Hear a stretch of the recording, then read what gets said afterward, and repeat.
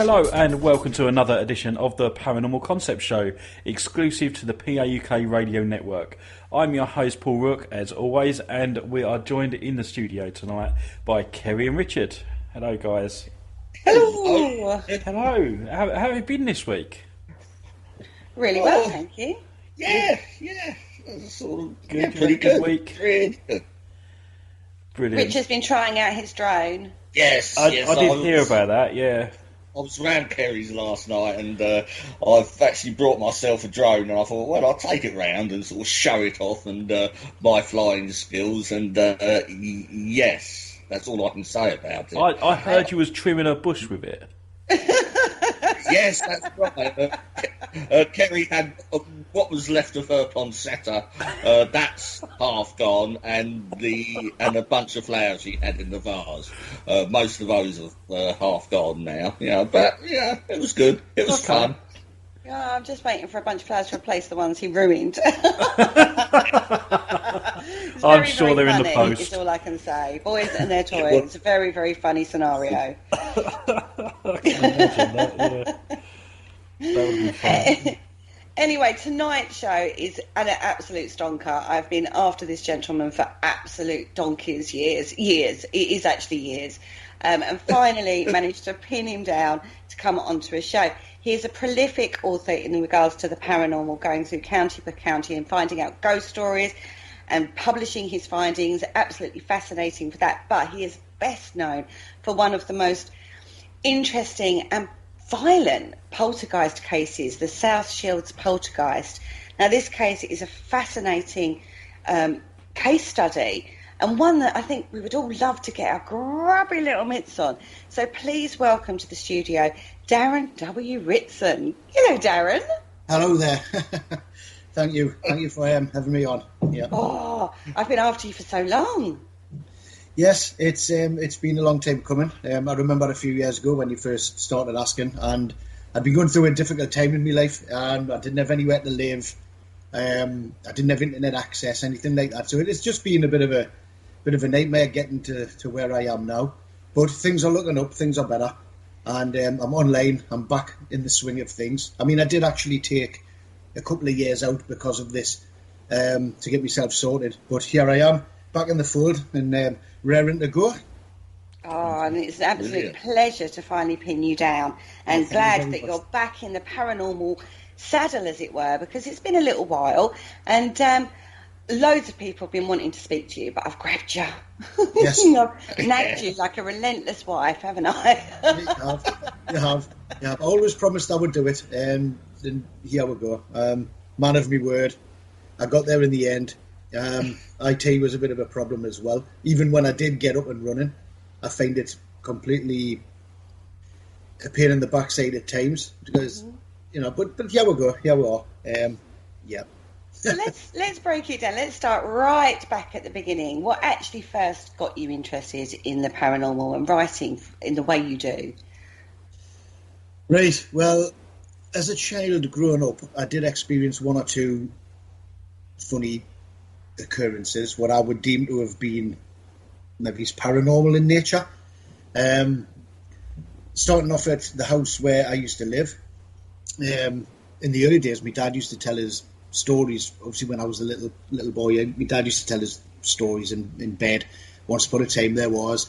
But unlike most bedtime stories, my dad's stories were kind of dark, and he would tell us about ghosts and things like that. So that kind of got us interested. And then after a while, he started telling the stories about the house that I was living in the room I used to sleep in, and who used to live there, and what happened to the little boy that used to live in that house. And I was kind of terrified to sort of get out of bed. I don't know if he was up to tricks or anything, to keep us rooted to my bed rather than getting up and about, like what kids do. Mm-hmm. But he would tell us these stories about this little boy that lived in my room, and he ended up getting killed, unfortunately, on the railway lines, which were out back of my house. And he said at times he would hear footsteps pattering around on the floor. Whilst I was in bed upstairs, and he would come to the bottom of the stairwell and shout, "Get to sleep," as you do. And myself and my brother, who was in the other room, when he come up to see us, we were fast asleep. So I mean, there was that story. But later on in life, I actually turned round to my dad and I said, "Were you just winding me up, or was there any truth to these stories?" And he said, "No, they were actually true stories. I did have odd experiences in the house." That's what my dad had said. And he said, "I always thought there'd be good stories to tell you when you were a kid." So it was kind of that sort of thing. Amongst some other things, I went to France in 1986 with a school, and we stayed in this old, gigantic, Gothic-style building. It had old dormitories. Some dormitories had about 20 beds in. Other dormitories had about 3 or 4. Now, I was in one of the dormitories with 3 or 4. And, of course, when you go away with kids at school and you go to these type of places, there's always ghost stories and there's always adventures. Do you know what I mean? So everyone was going on about the ghosts and things like that. But it was on the last night. I'd went to sleep. There was 4 or 5 were in this dormitory. During that afternoon, I have to say, we'd sneak some drink into the dormitory, which we weren't allowed to do. No, it wasn't an alcoholic drink. It was like actually orange juice. But we still weren't allowed to take any food or drink into the dorms. But we had took some orange juice up there. But I managed to spill some all over the floor. Now, rather than mop it up and tidy it up, what we decided to do was pick this huge, heavy bedside cabinet up, and we lugged it over into the middle of the floor, and we just put it on top of this orange juice, which was on the floor. Not thinking for one moment, if the teacher had came in, he would say, "What's that doing in the middle of the floor?" Kids, we didn't think properly. You know what I mean? We didn't think, well, they'd just tidy it up, and the teacher would not say anything. Anyway, we went to bed that night. It was the last night in France. It was in Dieppe. And I woke up to this slow, steady thumping noise. And I opened my eyes and I thought, what on earth's that? And I turned and I looked. And as cheesy as this sounds, it's true. There was like moonlight shining in through the window and it was illuminating the scene. And I could see this bedside cabinet slowly rocking from side to side. It was coming up on one edge and then resting onto the floor, making one knock. And then it was lifting up again on its other edge, and then coming back down. So like the knocking on was the bedside cabinet as it was making contact with the floor. So I slid my legs over the side of the bed, rubbed my eyes, and leant a bit forward to get a closer look, because I was thinking, what on earth am I seeing here? And as I leant forward to take a closer look, this whole bedside cabinet just took off and it flew across the room. And all my belongings, my French francs that I had left and my keys and all my bits and bats that were on there just scattered throughout the room. In an instant, everybody else in the dorm woke up with choice expletives. They were like, what on earth was that? I jumped up at about 1,000 miles an hour, ran to put the light on. At this point, I was actually crying with fear because I was only about 13 at the time. And that was just astounding. Well, I don't know what it was, or I didn't know what it was at the time. So everybody jumped up and they were all sort of shaking. And for the rest of the night, we basically sat up, didn't go back to sleep. We left the light on and we came home the following day, which was quite fortunate because I don't think I could have spent another night in that place. That was my last night there. So it was stories like what my father had told us and the accounts like the one that I had in Dieppe, which really made me think there's something funny's going on here and I'm going to start sort of looking into this. So that's when I started buying books and magazines. And then back in the 80s, there was a publication out called The Unexplained, which you could get in book format or you can get in magazine format once a month. I started getting them, started reading up about them. And eventually I progressed on to like ghost books. I started reading about the Enfield Poltergeist. I started reading about Harry Price and the most haunted house in England, being Borley Rectory. And from that point I was gripped, basically. I was like, wow, there's something funny going on here. And I'm fascinated by it because what I saw that night defied all sort of logic, really. And that's basically it. That's what got me going. So from there, Where did you first take a step into becoming an author, like writing about this for yourself, or was you investigating before you did that? No, I wasn't investigating at the time. What I did back in those days, in the early days of getting into this sort of field, I used to just go out and about visiting haunted sites, taking photographs, and my goal at that point was to capture a ghost on a photograph. That was what I wanted to do. So I researched all the buildings in Newcastle, where I lived at the time, and I started visiting these sites, reading up about the old, the folklore and all the legends and tales of the town. And I started visiting these sites, and I was going inside, and I was taking photographs of them from the outside and just keeping them for my files. And when I was inside, I was taking photographs of passageways and rooms, and I've never done any overnight investigations at that point. But I always used to enjoy going to the camera shop, putting my film in, and I had to wait a couple of days in those days before I could get me roll back. And then I'd hurriedly rush home, dig out me 36 photographs, because obviously it was on a roll of film of those days, and I would look through them excitedly, hoping I'd see a ghost or a figure of some sort, but I never did, unfortunately. Eventually, I decided to myself, I'm going to start a little paranormal society, and it's quite embarrassing, I suppose, but I called it SISP, which was Special Investigations into Strange Phenomena, and I was the only member. Aww. But it was my own little project, if you know what I mean, and I designed this little front cover for it, and it was in a folder, and I designed the front for it, and what I decided then to do was put a questionnaire together. Have you seen a ghost? And where was it? As much detail as possible. And if I ever heard anyone talking about a ghost sighting or something weird happening to them, and that included UFOs at the time, I would say to them, could you fill in this form, please? And then they would fill in the form in as much detail, and then I would file it away after reading it. After a while, I got quite a few, which I still have to this day, filed away there.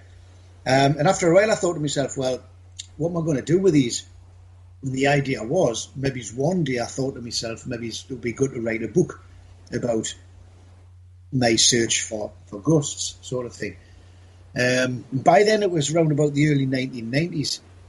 I'd been into it for a good couple of years, back and forth into other things, and as youngsters do, I was introduced to nights out on the town and ladies and all that sort of stuff. So, every now and again it fell by the wayside, but then I came back to it. And in the early 90s, somehow, I can't remember where I first heard of this chap, but I discovered an investigator who lived in Scotland called Malcolm Robinson. Now, you're probably aware of Malcolm. Yeah, we've interviewed him on the show. Yeah, he's great. Lovely chap. And somehow I found this address of where he was based in his early days of, what was it called? SPI. So I sent him a letter, and I says, look, I've got these forms and these accounts of what people have claimed to have saw, and I says, I'd like to go into it further. So I asked basically for advice, saying, how do I further research? Is there any points I need to brush up on or elaborate on to get a bigger picture of what had been going on? And he basically started sending us correspondence and letters and information on how to research things. So I've got a lot to thank Malcolm Robinson for in the early days, because he sort of pointed me in the right direction. So I started doing that. When people were giving us forms, I was going a little bit more in depth and trying to write them up, but nothing ever came of it in that particular time. But it was only a few years later, I was at work, and this new lad had started, and he told us he was into ghosts and the paranormal, which sort of got me, I used to be into that. I love paranormal and ghosts, and I still do all the reading. And talking to this lad called Andrew, he sort of got it rekindled within it, and then eventually we started doing overnight investigations. I think our first investigation was around 2003, and I figured I'd had enough, not knowledge as such, but I'd had enough basic information to maybe go to a place overnight and start actually looking for ghosts myself, with tape recorders, notepads and pens, and basic cameras, 35mm cameras, and that's basically it. Just went from there. And after I started doing investigations, overnighter here, overnighter there, again it was back to pen and paper, and I started writing up the investigations and keeping a detailed note of what happened and what we did at what time and what experiments were carried out, and it just went from there, basically. And this has become so this is a lifelong passion for you. This has been something that you've been introduced to as a young child. And it's kind of understandable how you've got into the storytelling and the documenting different ghost stories in various, books that you've written from your childhood, from your father. Well, yes, from my father, he got me sort of started into the idea of thinking about ghosts. But when I started reading the books, I read a lot of Peter Underwood books as well. He was a big influence on me as well in my early days of reading. And I loved his style. I loved the way he'd go to different places and he'd write up and he'd talk to interview people and find out what had been going on and stuff like that. So a lot of my guides, I suppose, and a lot of my books, like the In Search of Ghosts and like the regional guides that I've done around the northeast of England, they're sort of inspired by the works of like Peter Underwood. I guess I tried to sort of emulate him to a certain extent. But yes, I've been into it a very, very long time, as far back as I can remember, to be honest, which is quite a long time, because I'm getting old now, you see. You keep saying this. I'm getting old. It's not that old. I'm just You're a young whippersnapper of a lad. Well, fingers crossed, I've got loads of time left. Touch wood. Yes, you have. But I can see when I read In Search of Ghosts, I did think at the time this is very sort of Peter Underwood. So you have managed to translate that over quite well. Well, I'm glad. Because I guess it's a nice little tribute to the man himself. Yeah. And what was more astonishing eventually was that Peter Underwood would he would get to read the early books. He had a copy of In Search of Ghosts and Supernatural North, and he'd write letters telling us how he thought they were great. In fact, the Supernatural North book, he actually agreed to pen the foreword for it, which I was absolutely honoured to have. And he wrote a very complimentary, lengthy foreword for me, Supernatural North book, and I thought, wow, this is great. So yeah. So along this journey, you come across what is an absolutely fascinating case, the South Shields Poltergeist. We're going to delve into that quite extensively at this stage, because at what point of your own personal paranormal journey did you come across this case, and how? This occurred a couple of years after we'd eventually started doing my first overnight investigations. Like I say, the lad at work, Andrew, had started working about 2001, I think it was 2003 or 2002 or something like that. And it was a few years after that we'd started doing overnight investigations and travelling around. And I was still doing my old style ghost hunting with me forms. I was still getting people to fill in them.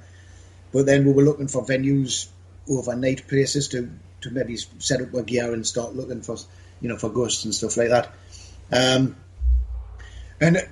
eventually people got to know what I was doing, and back in those early days, there wasn't that many people doing it. Well, from the 90s, there was only about 5 or 6 paranormal teams, I think, in the whole of the UK, independent from the likes of the SPR and the Ghost Club and things like that. So basically, by about 2006, people had got to know what I was doing and thought I was crackers. They were saying, "Oh, you must be nuts going out looking for stuff like this." And I was sitting at my desk one day at work, and my line manager at the time, she'd went off on a lunch break and she met a friend. And when she came back, she came straight back to my desk and she went, "My friend's daughter's got a ghost."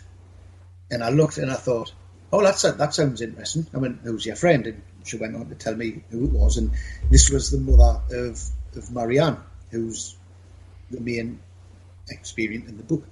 Mm-hmm. And I said, "Well, could you tell us a little bit more about it?" But my line manager then gave us the email address for the mother. So I then sent her an email and I says, "Oh, I'm Darren. I work on Leslie's team. Leslie was my line manager. And I says, just told us that you know someone who's got a ghost, your daughter. And then we started corresponding, sending emails and messages. And I corresponded with her for a short while. And eventually she said, look, you'd better contact my daughter, Marianne. And I said, right. So I did. So I contacted her and I says, your mum says I should contact you because you're looking for help. I says, I'll try and offer what help I can at this time. And if I remember rightly at that time, I just said, I'll not come in straight away. You can just tell us what's been going on. And I tried to explain, from what she told us, it sounded pretty much like a poltergeist. And I was thinking to myself, well, poltergeists are relatively short-lived. Usually, they've got like a short lifespan. So I basically just tried to encourage her and say, look, it's likely it's not going to last for long. Try and bear with it. If you can, keep a note of what's going on, with times and dates and the event, what you've experienced. And basically keep a diary of events, which she agreed to do. And I says, I'll call you every now and again. And if you need any help, here's my number and you can call me. And that's basically how it started. Sorry to interrupt you at that point. No, that's all right. Now, considering you're, and I don't mean disrespect by this, but you're quite inexperienced in the investigation side. You've got a lot of knowledge there from the reading and the work you've done. But in regards to investigation sides at this stage, you're very quite, I'd say, green around the gills, really. Indeed. Just doing, overnight investigations. And just sort of like, you've dealt with this, how we would all recommend now, in this day and age, how we would, you would recommend that. That's very foresighted of you, to get the diary and mark it down and just perform the reassurance rather than rushing in there to do an investigation. The temptation to be hands-on with a real life and kicking poltergeist, as it were, must have been such a temptation. Yeah, it was. When I was being informed about what was going on at the house, I was sort of getting quite excited, thinking to myself, goodness me, if this is true, then this potentially could be a live poltergeist infestation. In relation to the advice that I sort of given her, that basically kind of came from the late Maurice Gross. I'd watched interviews about Enfield and I'd seen him do interviews on TV, and he come across as a very knowledgeable individual as well.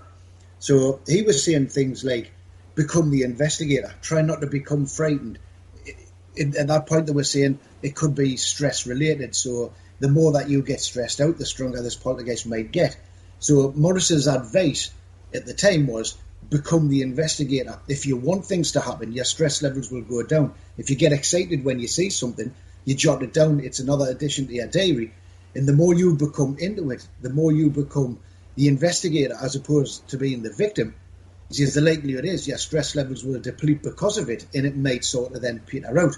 And them sort of words that Maurice had said sort of struck a chord, and I was like thinking, wow, that could be true.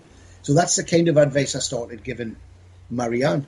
In relation to the actual going in and actually investigating it, I thought to myself in the early days, I could be a bit over my head with this. No, I felt confident that I could have went in and tried to help, but that's where my good friend Mike Halliwell came in, you see. He'd been around and he'd been on the scene for about 30 years at that point, investigating ghosts, and he used to do conferences and paranormal speaking across the country, and he'd been doing it for years. And I met him a year or two earlier at, what was it? It was a Paranormal Research Society had this open day where people could go along and see what they did.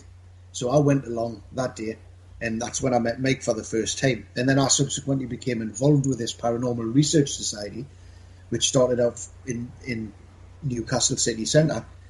And when this case come along, the first thing I thought to myself was, I don't want to go and investigate this on my own. I'm going to need some backup basically as well. So I figured Mike would be a great person to ask.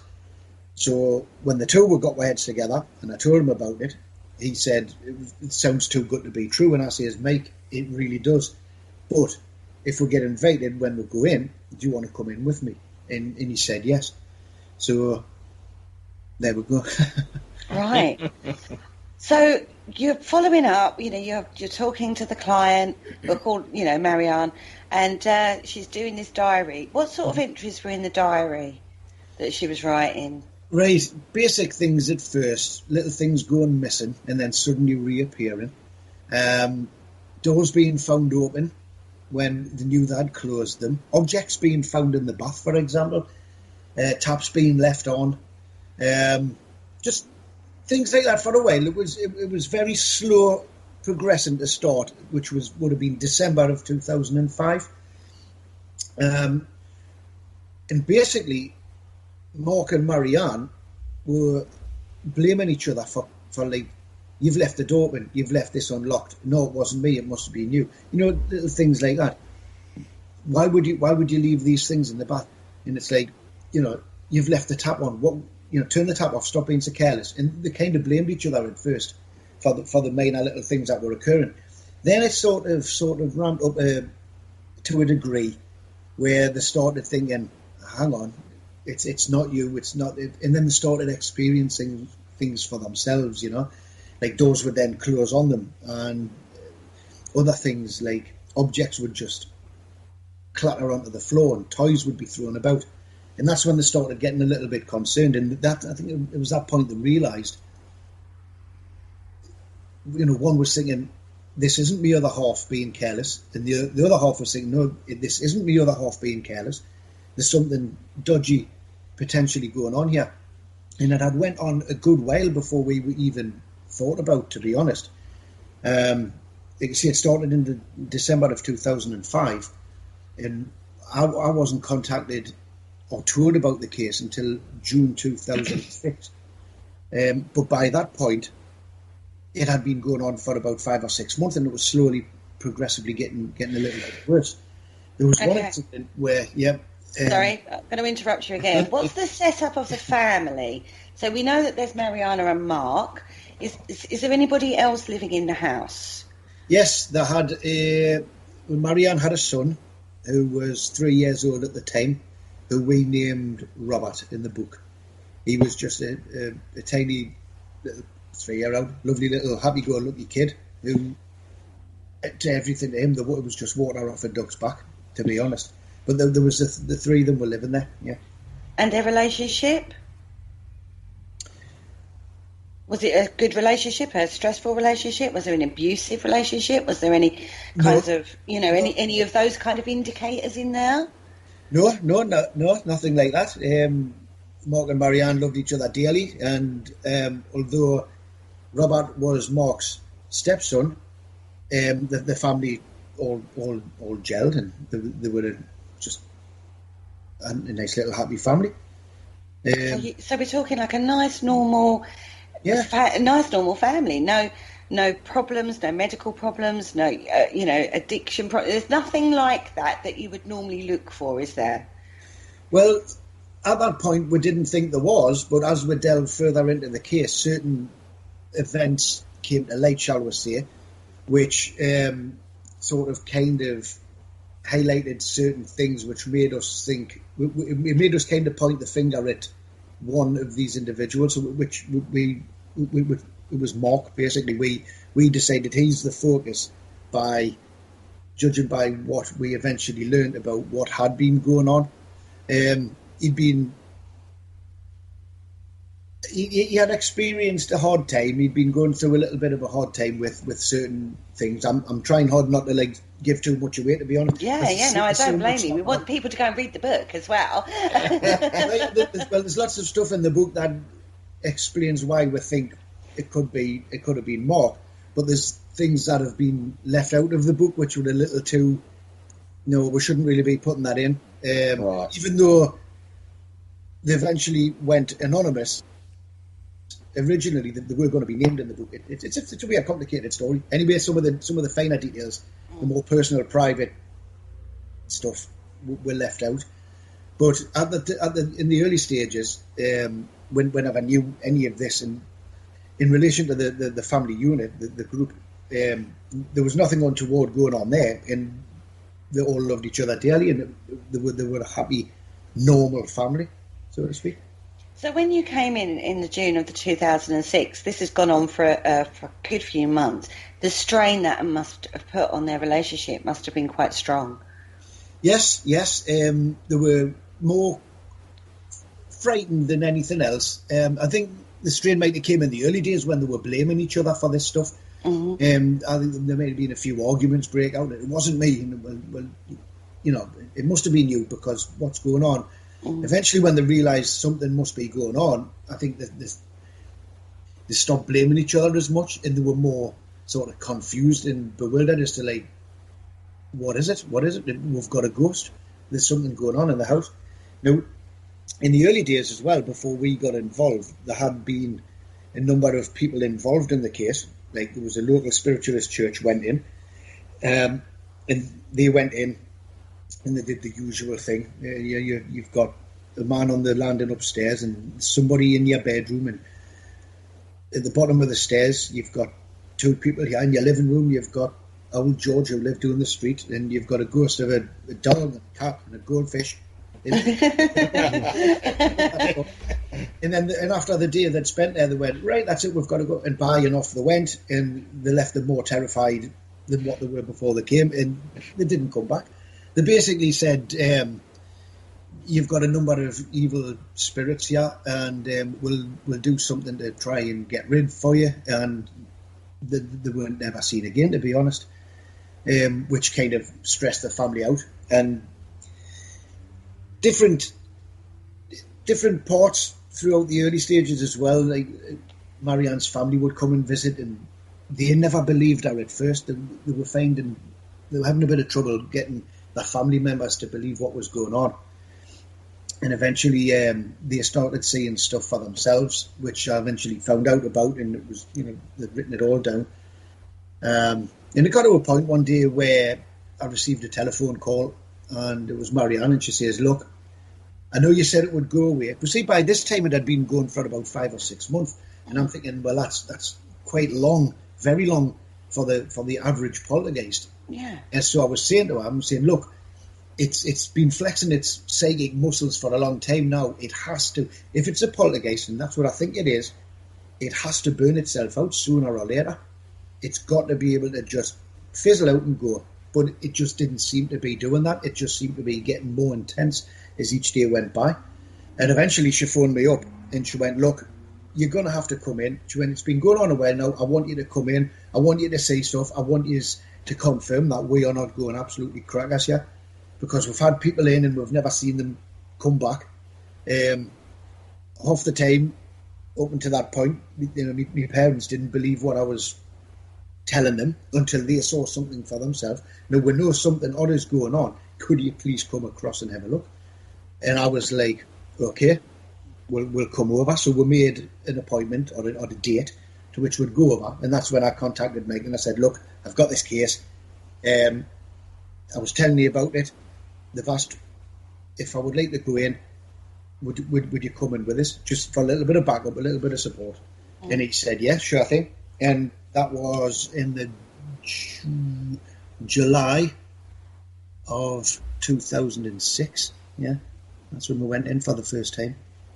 And what were your impressions when you first walked into that house? Well, I remember it being a blistering hot summer's day. We were absolutely sweltering. It was the whole country was baking in a huge heat wave at that point. So we went in, we got off at a lovely cup of, "Hello, nice to meet you." We did the usual introductions and that, and "Would you like a drink, a cup of tea?" And I was like, "No, thank you," even though tea's quite refreshing, I have to admit. We asked for a nice glass of water, so we got a nice glass of water, we sat down, and basically it was Mike who carried out the interview. He started chatting with the family, and, our eyes were like, darting across the rooms. We were trying to look for like books on ghosts, paranormal, see if there was any clues. We're looking for crucifixes on walls, see if there were, see what information we could get without asking them, to see if they were into the paranormal. Because if you investigate somebody's house that's into the paranormal, they'll often tell you what the cause is before you've even started doing because they've got these preconceived ideas. We were looking to see if they were into the paranormal, anything like that, and there was nothing in the house that would give away any sort of clues like that. No crosses, no crucifixes hanging up on the walls, no ghost books, anything like that. So it seemed clear that they weren't into the paranormal at all whatsoever. So when Mike was carrying out the interviews, eventually I stood up and I says, look, I've got a few little bits of equipment. I've got some motion sensors and a video camera. I says, with all due respect, if this is as exciting, stroke, frightening as what you claim it is, I really want to get some camera set up just in case something happens. Mm. So they said, yes, by all means. So I went upstairs. This is where, in the early point in the investigation, that it seemed to be centred around Robert's room upstairs in the top floor landing. So I went up there and I set some gear up. And then Mike was basically doing the interviews. And that day was just an exciting day. To be honest, that was the day that sort of changed my way of thinking forever. All the way up until that point in my life, I was always sceptical, on the fence when it come to poltergeist activity. I thought back to my incident in France, and I thought, well, I saw that in France, so there's no reason why these things can't be happening. I didn't have an explanation for what went on in France with the bedside cabinet. So it was that was in the back of my mind, saying, well, I know these things can happen, so could they be happening in this house? And again, after reading like the Enfield Poltergeist book, I'd read a lot of the things in there and I think, nah, not having this, not having this. But then I thought about it, yeah, just maybe, got to keep an open mind. I'm fascinated, and it was like so many other cases in the records, in the archives, dating back in history, which claim the same activity, claim the same type of things. And I'm thinking, well, surely not everybody who's ever experienced poltergeist phenomena, they can't all be making it up. They can't all be. Something's got to be in it. So yeah, the hope was that afternoon we would actually see some action for ourselves, and we did. That was quite eye-opening. And when we left that day, we were absolutely gobsmacked, mouth. You know, when your jaw just drops and you're like, "Oh my goodness me, this is real." So yeah. So what happened on your first visit? This is the first visit, everyone remember, to the house. This is, up to now, it's all been correspondence. This is your first visit to the house. You come across a very amiable couple with a really cute kid. Nothing seems untoward. You've sort of crossed the T's and dotted the I's in regards to keeping an eye out, trying to get a vibe, what's going on here. Is it a most haunted in the front room kind of thing that they want? And then something actually happens. Yes. What happened? It was about 4 hours into our afternoon there. Most of the time during that first day, it was quiet. We were basically just getting to know the couple and, having a bit banter with them, having a bit crack, trying to put them at ease. And on that very first day, we assured them that if this is real, we're not just going to leave today and then not come back if nothing happens. We'll stay with it. We'll stick with it. We genuinely believe you. But however, we would like to see something for ourselves. We need confirmation that you're not pulling my leg here, because there's a lot of lies and leg pulling can go on. A lot of people wind people up for whatever motives they've got. We don't know why, but that's always in the back of your mind. So anyway, it was about 3-4 hours into the afternoon. We decided to all traipse upstairs. Nothing had happened most of that day. We went upstairs into Robert's bedroom, and we were just standing about, and we were just chatting normally, just having a bit of a conversation, going into details about this happened and that happened, and I was terrified, and relaying some incidences to it, when all of a sudden this little yellow plastic nut, which was part of Robert's little toy toolkit. He had nuts and bolts and little plastic spanners. He'd make things with them and that.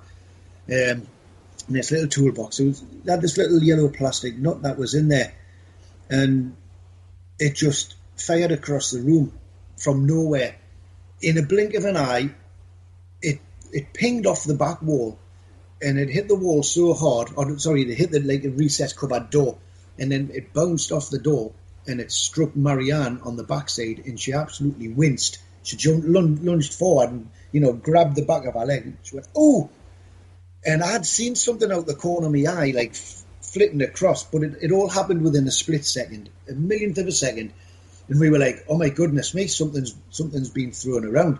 And whilst we were like recovering from that sort of thing, like, well, I was standing, and there's his toy box in the corner there. There's, that's where it must have came from. It darted across the room, and whilst we were sort of discussing that excitedly, this ghoul, another toy ghoul, which was sitting on the shelf, just slid across the shelf, and it fell into this tin basket.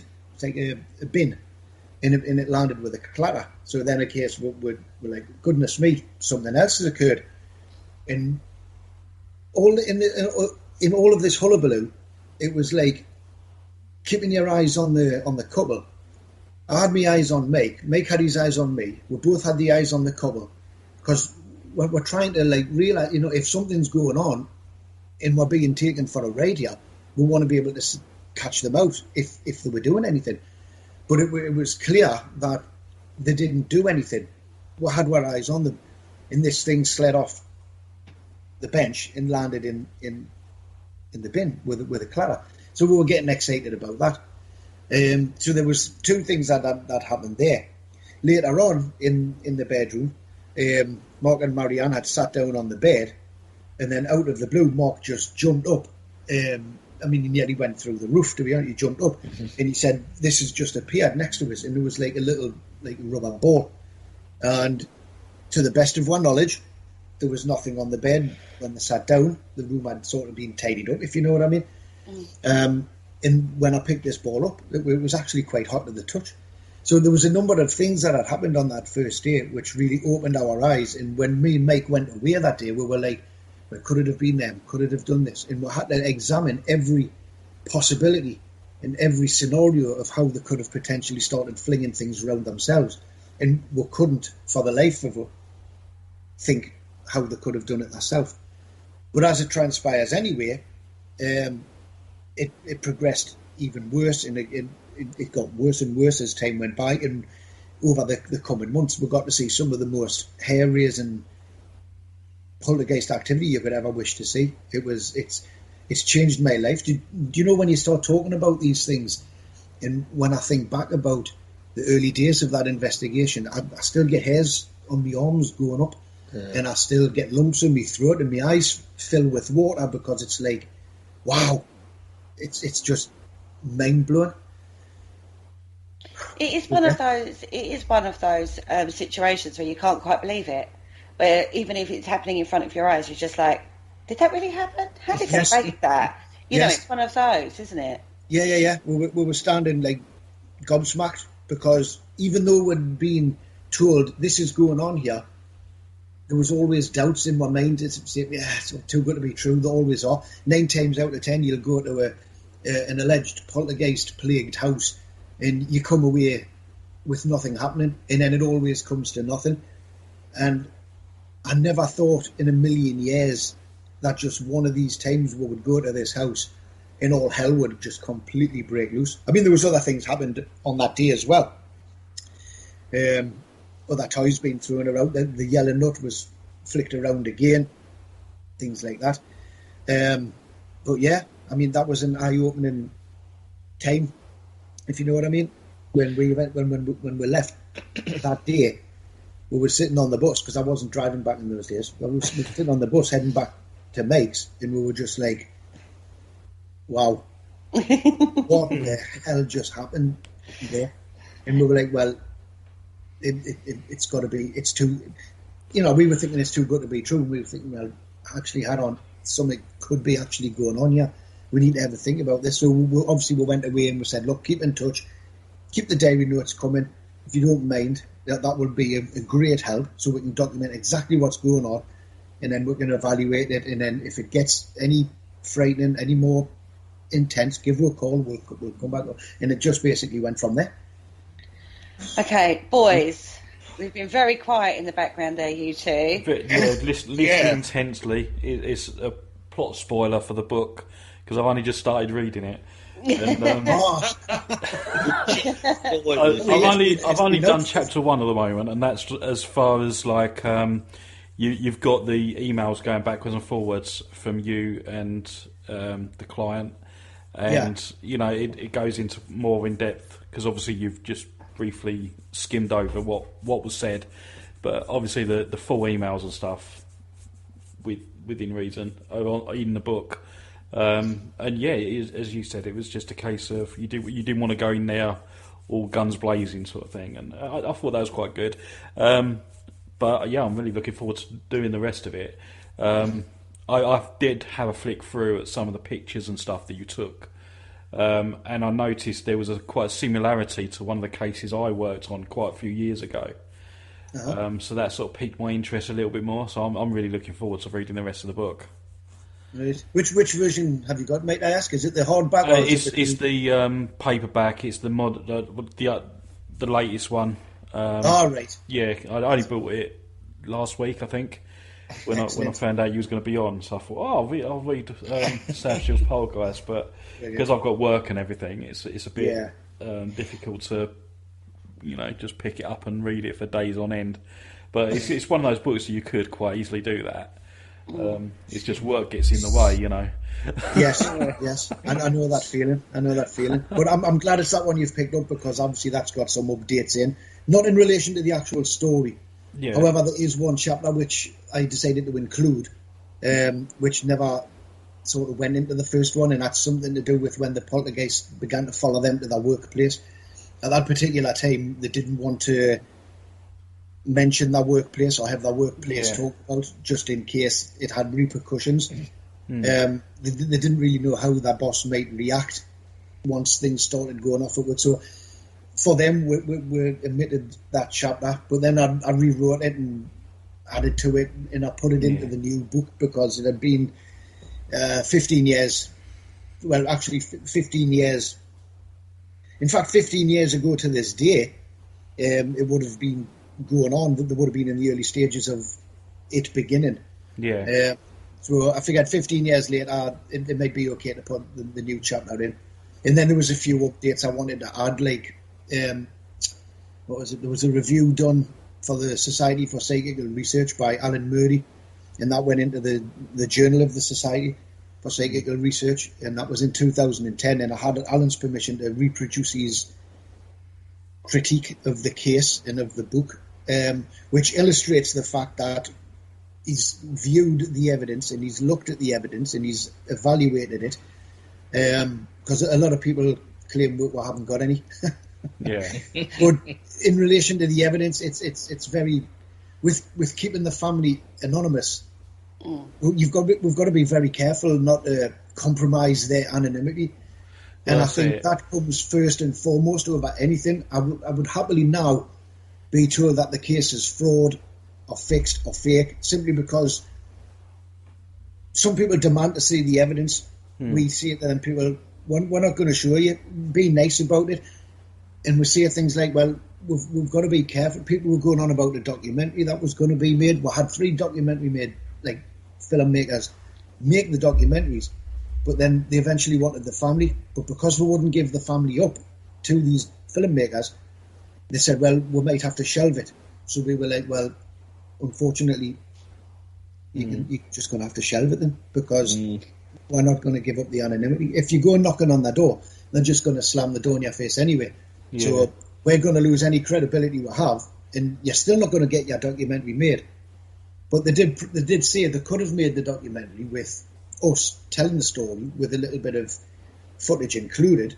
There was certain amounts of footage released to newspapers at the time. This was after the case and round about the time the book was coming out. We figured it, I mean, it's not a money-making thing, but we figured it would do the book good if the publicity in relation to the case came around about the time when the book came out.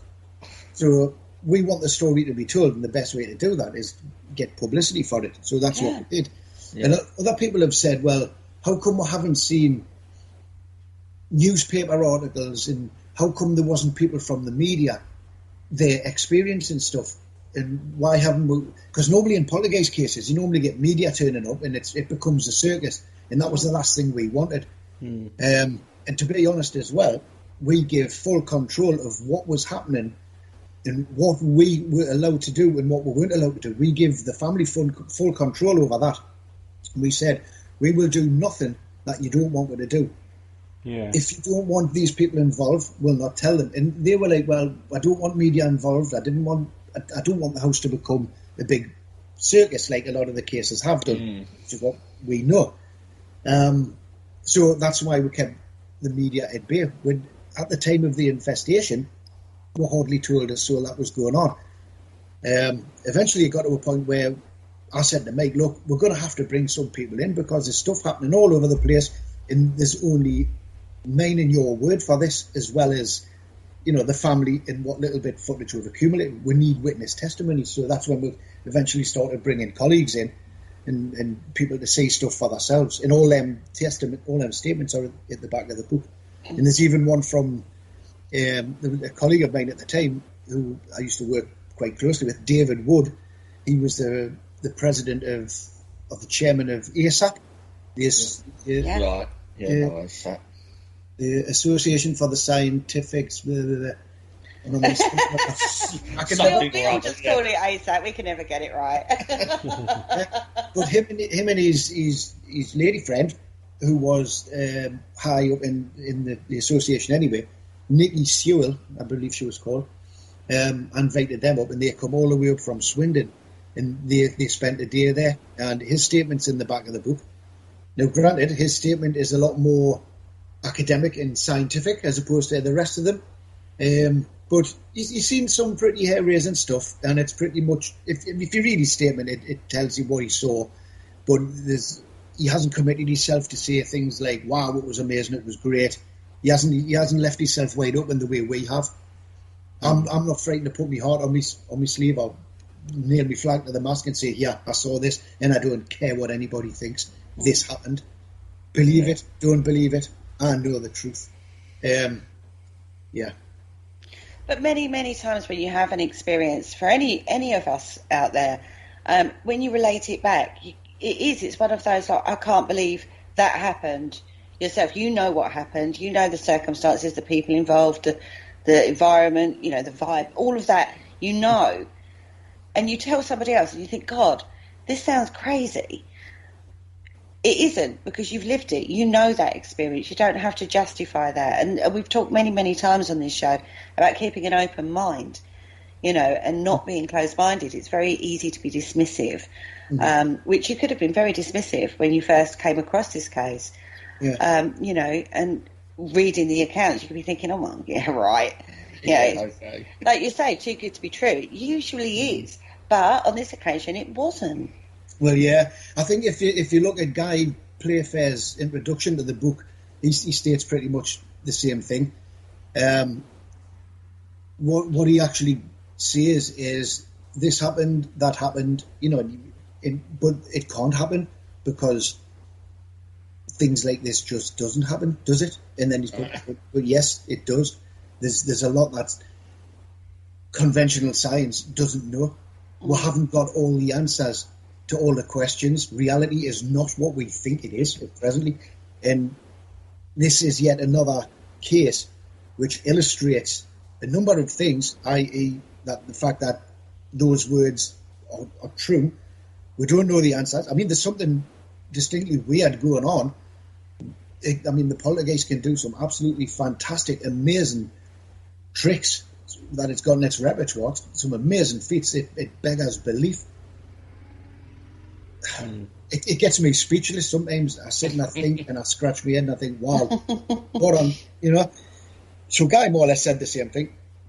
But it also doesn't conform, does it? That's the other interesting thing, is it doesn't conform. When when we look at poltergeist cases, we go, oh, is there a teenager in the house, or a menopausal woman in the house, or is there like trauma going on in the house? You know, this isn't actually looking like it's conforming to what our preset belief systems are in regards to how a poltergeist should or why it would manifest in the first place. This is like, when you start looking at this case, it's not as easy to dismiss because it isn't conforming. Yeah. That's one of the things we kind of thought of earlier on when we went in. We looked around and we thought, where's the teenager here? Where's this young girl who's just about to, or has just started reaching like puberty? This is normally the case. Why isn't there somebody here? So that got me thinking. And there's a couple of other cases. There was a great poltergeist case in the 90s, investigated by John and Ann Spencer, where it was like a middle-aged couple and they didn't have any children at all whatsoever. So these cases are noticeable by the absence of the young teenager in this case. This is what makes them stand out and think, well, are these exceptions to the norm, if you know what I mean? The exceptions to the rule. Because normally 9 times out of 10 you've got the young disturbed adolescent, but in this case there wasn't. So we were kind of scratching our heads in. We were thinking, like, well, what's going on here? So it must be somebody else. We figured, like, well, there must be another potential focus who's at the epicenter of this. So we then had to try and work out who it was. And it wasn't Robert. It wasn't the youngster. No way, not in a million years. Because at that time, he was, like I said earlier, water off a duck's back to him. A lot of the stuff was happening and he was just giggling and laughing. He wasn't stressed out in any way, shape or form. He was just being a 3-year-old. But there was times when the poltergeist sort of leaned towards him, if you know what I mean, and it sort of focused its attention on him. It moved him out of his bed a couple of times. It wrapped him up in a blanket and stuffed him under a table. But he wasn't aware of any of this at the time. It got particularly, like, frightening. Wow. It's almost like hearing you talk about it, it's like you still can't believe that you landed in the middle of this situation. I can't. I still can't to this day. I see other people, they write books and then sometimes they'll put a chapter in on South Shields, and there's highfalutin members of, like, the SPR who've said you did a good job there. Wow, you know. Guyline Playfair actually said to me, he went, this is up here with Enfield. He went, this is absolutely magnificent case, and you could have just blew me away with a feather or knocked me down with a feather, whatever. And I was like, and I said to Guy, I went, could you put that on tape? And I was like, I really need some document, you know. But he was like sitting, going through the manuscript and looking at what evidence, because we went down to London to see him because he wanted to write the foreword for the book, you know. And wow, yeah.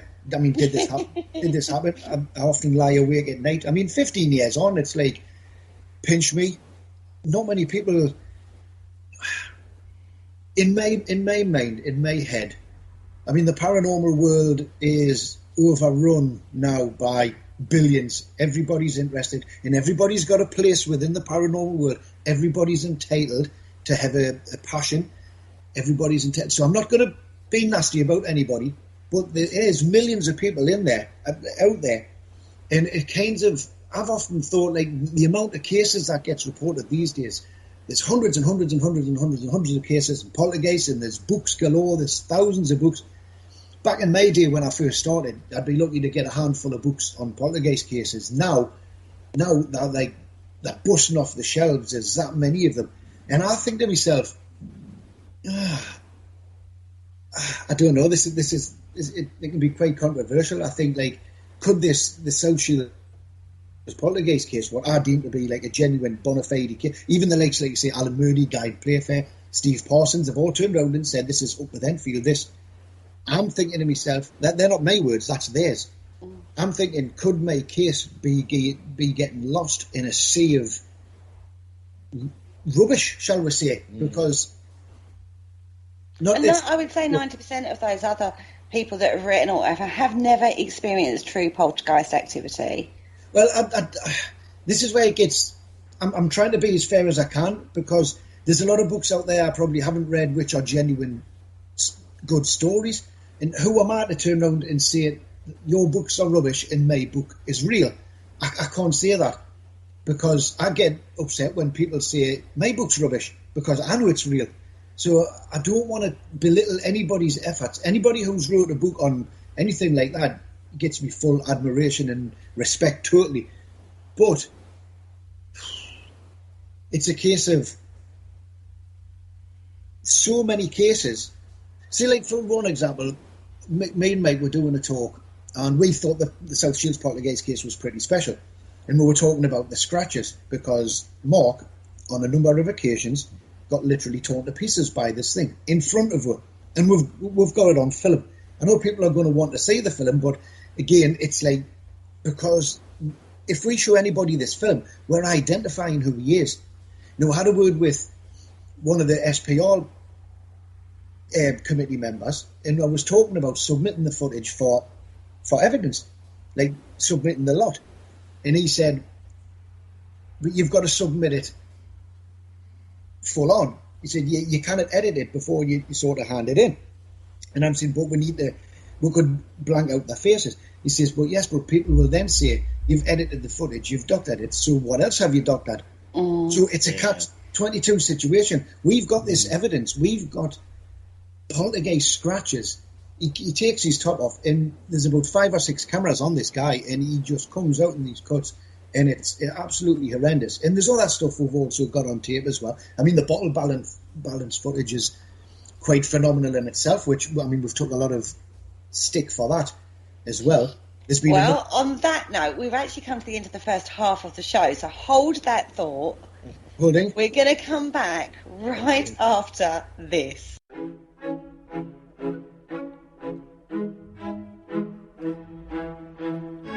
Hello, Harry Price here. If there's nothing me and my friends enjoy more here on the other side, it is to sit back and relax and listen to the Paranormal Concept Show, right here on the PAUK Radio Network. Broadcasting a plethora of interesting and informative content for all your paranormal needs. Find them across social media to keep up to date with forthcoming shows and all their other adventures. Hello, is there anybody there? And welcome back to the second half of the Paranormal Concept Show on exclusive to the Paranormal UK Radio Network. Now, before the break, we've heard some incredible information about the South Shields Poltergeist from Darren Ritson, and we're going to carry on a little. We can't just skirt that. That's just not going to happen. Sorry, folks, but there's not. You're going to have to buy the book for the full story, but we want to explore that a little bit further. Now, this particular poltergeist has gone on for a longer time than normally happens. It's not reacting in the normal way that we would normally put parameters on poltergeist activity. And it takes a really sinister turn as well, doesn't it? It becomes quite violent at times. I mean, you've already talked about Mark's the scratches that appeared on his back. I mean, we see these in the paranormal field all the time, but these are extortionately... Oh, these are bad, aren't they? Yes. These were quite horrendous.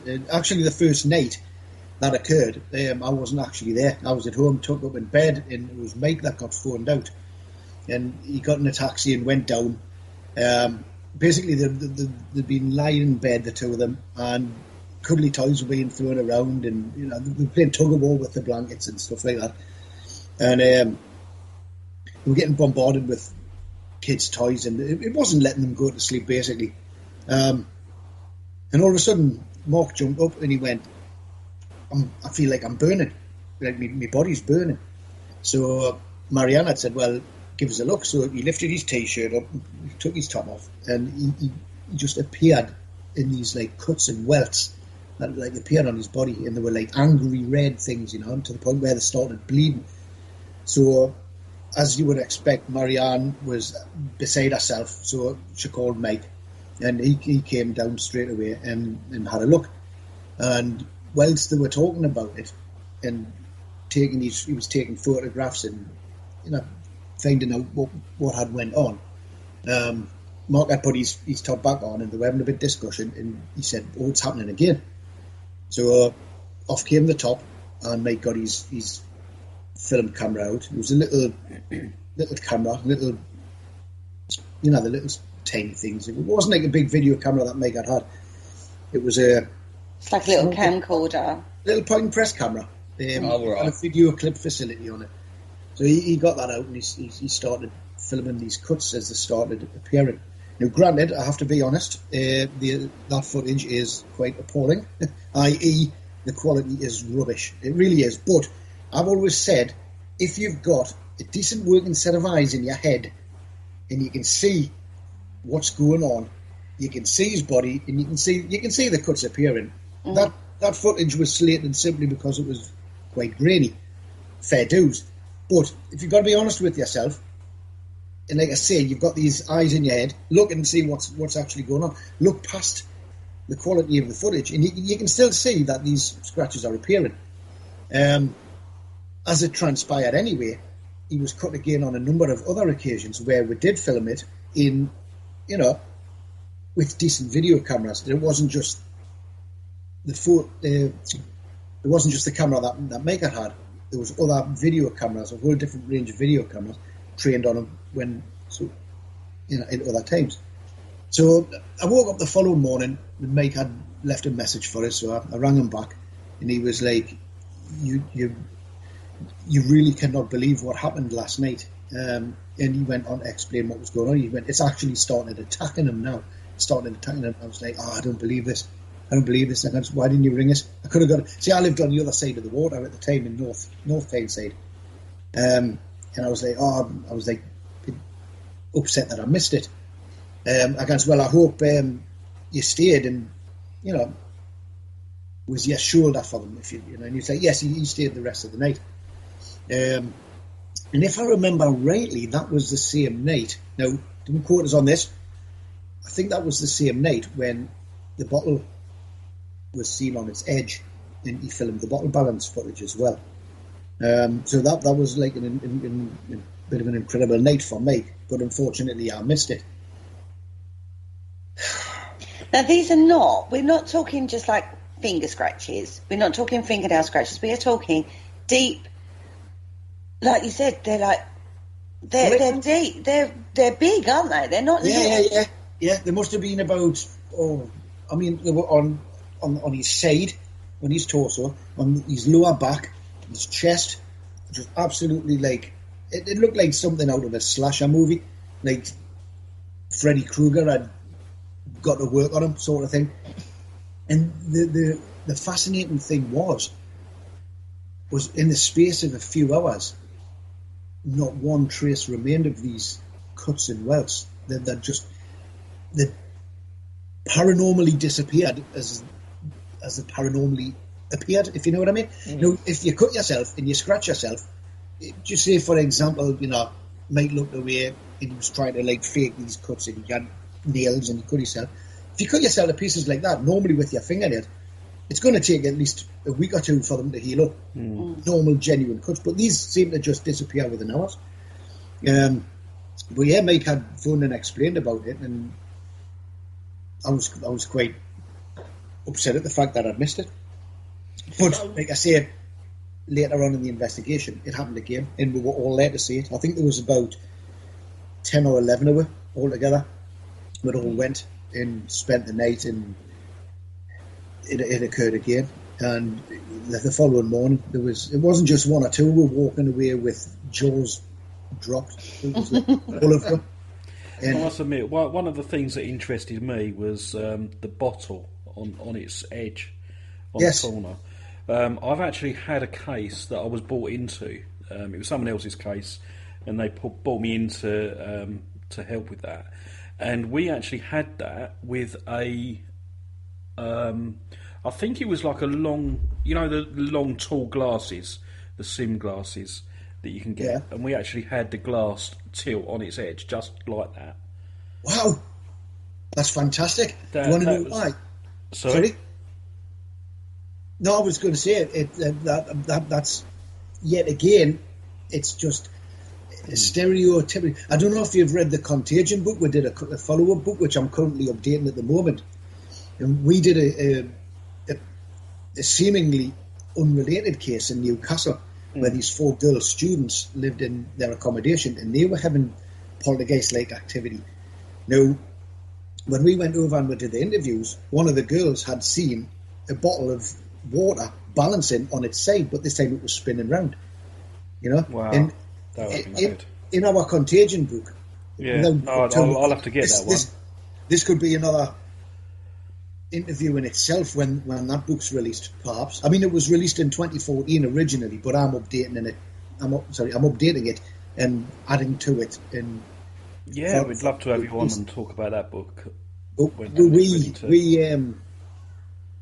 come to the conclusion, or we've put this hypothesis forward in relation to the nature of the poltergeist, rather than it being a bunch of single poltergeists working independently all over the place. It's one super pult or an arc poltergeist. As crazy as that sounds, and there's a couple of people within psychical research who are actually like, they're reading this book with glee and they're thinking, wow, how come nobody's thought of this before? And we've come up with these ideas and theories, and that's all it is. It's an idea. It's a theory. Absolutely, yeah. It's a really good, interesting concept, actually. Yeah, I could see how that would work.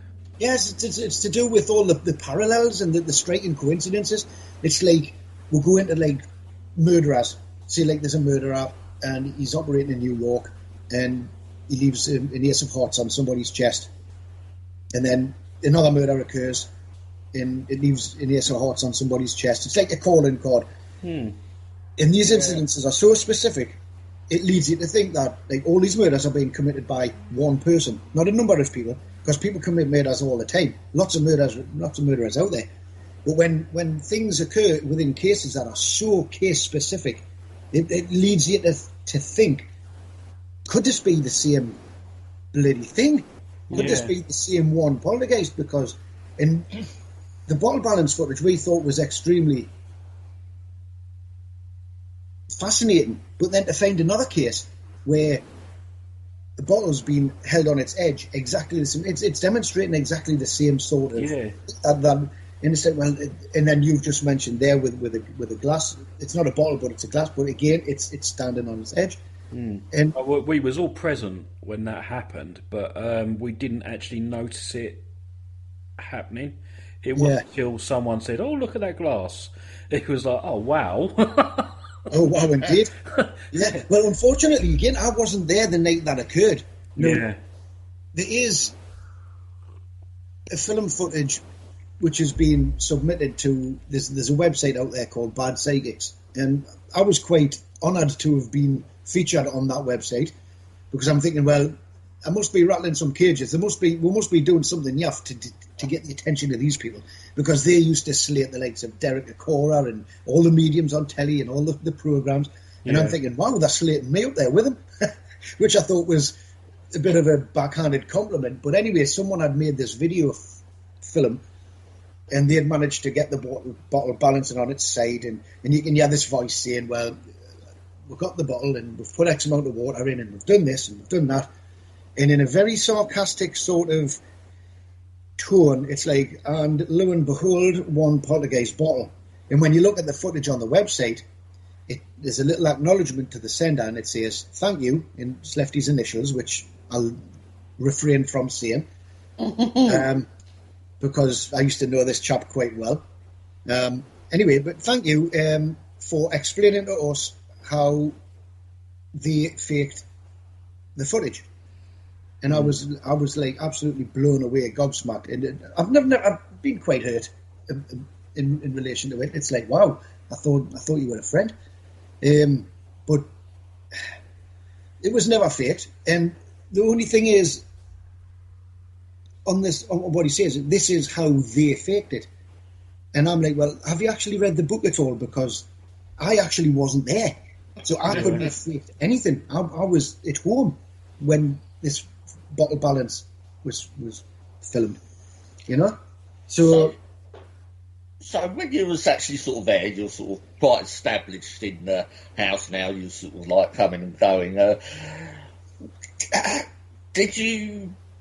Would this entity, poltergeist, whatever you like to call it, did you get to a stage where you could interact with it, or was it all random that was going on around you? That's a good question, and that's one of my regrets, actually, because I wished that we could have done more or attempted more to interact with it. for example, the knocking. There was knocking and thumping heard in the house, but that was in the early days. I wish that there'd been times where, when we were sitting there, we were calling out to it and communicating and saying, give us a knock, give us a knock. And maybe you could hear that type of knocking. Mm-hmm. We never actually did that, which is one of the things, it's like it's too cringingly embarrassing. It's like, oh my goodness. It's one of these things, it's like a mistake which you've got to learn from. I've read many other cases where people are like interacting with the poltergeists, and I thought, why the hell didn't we do that? Hindsight's a great thing, isn't it? But it did communicate, and it did show a rudimentary intelligence. There was lots of times we were talking about certain things at certain particular times when events occurred which tied into that. Right. As if I was listening in. There you go. You've been talking about that. Boom. Have that. And then there was the text messages that Marianne was getting. Threatening text messages, death threats, that sort of thing. I will come for you tonight. I'll get you when you're in bed. And it was calling out all sorts of vile names. And don't bother running to your mum's. I'll just come with you. All that sort of stuff. And there was one occasion where Mike and Marianne were talking on the phone, and she was petrified. And she was saying, Mike, please tell us this thing can't come with us. And within the space of a fraction of a second, the text come through. I can come with you. You're not going to get any sleep. I'm going to come and kill you tonight. That's what it was saying. And we basically more or less said, look, it's an empty threat. It's a poltergeist. It's just trying to ramp up your fear. I mean, at this particular time, I've got to be honest, I was absolutely terrified myself. I was absolutely terrified. I started leaving my mobile phone at home when these text messages started coming through because I was terrified I was going to start getting them, to be honest. But we basically sort of bit the bullet and said, look, it's an empty threat. You've got nothing to be afraid of, hoping that it wasn't going to actually go and kill her. And it didn't. She got her sleep, and it was just trying to ramp up the fear. So this is where we get the idea from. In the Contagion book, we're talking about the poltergeist feeding off dormant electricity, perhaps feeding off fear, and it generates this fear, so it feeds.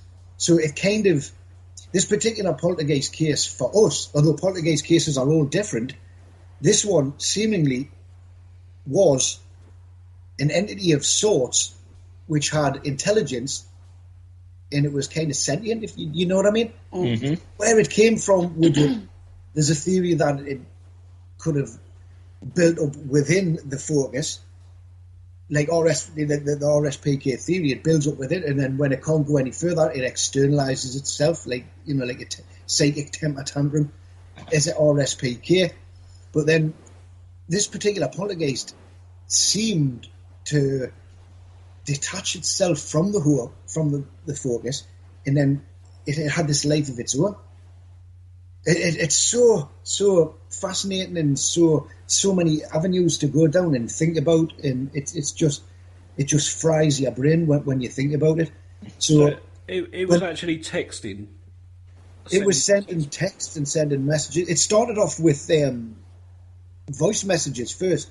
It would ring the landline, and when you'd get the message, you'd get this electronic type of voice which would read whatever the text was that sent, like, hello, how are you? And you'd press the button, and you'd hear this automated voice, hello, how are you? It's like an electronic voice. Was that ever looked into? Because like when you obviously send text messages, it normally comes with a phone number attached to it. Yeah. It actually came from Mark's phone, which was sitting on the table in front of her with the SIM card removed and the battery removed as well. Oh, right, okay, so you did all that, okay. Yeah. I mean, there was a couple of messages which came before that, and we thought, well, this has come from Mark's phone, so everybody got their phones out on the table. So, right, everybody get your phone on the table. We want to see these phones. And Mike had a look into it to see if it could be pre-programmed to send text, because we thought, could this be Mark sending text to ramp the whatever up, to keep it going? To be honest, that would be my initial thought. Yeah, that's what we thought. So we had put the mobiles out on the table, And the landline was put on the table, and we're sitting discussing what was going on, and then beep, beep, beep, the phone went again, and she got another text message, and we were sitting looking at the phone on the table when it came through. So that's when we decided, right, we took it to pieces and put it on the table, and then more messages came through. Again, it was like sitting there looking at each other going, what on earth is going on? And there was one point in the investigation where I was genuinely really like, oh my God, just what is it that we are dealing with here? You know, and I could feel like my guts churning, and I'm thinking, this is bad, this. So when Mark realised it, well, when you all realised it was actually coming from Mark's phone to his partner, what was his reaction when you realised that that's the source of the texts? Well, do you know what it is? Mark's a funny character. Or he was a funny character. He was, in a way, he was a bit like Robert. He was just not bothered at all. The person that was frightened the most was Marianne. She was beside herself. She needs a medal, that woman, for going through what she went through. But Mark was like, things were occurring, and he was just like shrugging his shoulders and like not laughing, but he just found it. There's not a word I can find. He was just like, yeah, what, something else, you know, just kind of giggling at it. Did that not send alarm bells? Because this could, I'm not saying it is, and, you know, it's a genuine case, but at this point you kind of are starting to think maybe it's some form of narcissistic abuse against Marianne to keep her under control, a very toxic relationship between Mark and Marianne. It's coming from his phone to her phone. It's instilling fear. She's going to rely on him more. It's a very narcissistic kind of relationship sounding. I would be horrified, personally, if I was in that situation. It came from my phone to somebody else's. I'd be like, oh my God, I promise you I never sent that. Do you know what I mean? That's no. But to laugh that off, seeing the effect it's having on his partner. Yeah. Well, I don't think he was laughing it off in an evil way. I think he was laughing it off as it was like sort of water off a duck's back. He wasn't particularly... he was bothered, but he wasn't... He found it all quite bemusing, if you know what I mean. In relation to alarm bells ringing, alarm bells were ringing from day one. As soon as we started witnessing stuff, we were constantly on my guard anyway, looking out. We were itching to catch somebody out, you know, dying to catch somebody out. But not once through the whole episode did we ever see anybody or catch anybody faking anything. Which brings me to an event that occurred one day. There was myself, Mike, and this lady who Mike had knew. We went along to the house, and she was going to try and see if she could pick anything up. She claimed to be psychic, so we thought, we'll bring her along, see what she says. And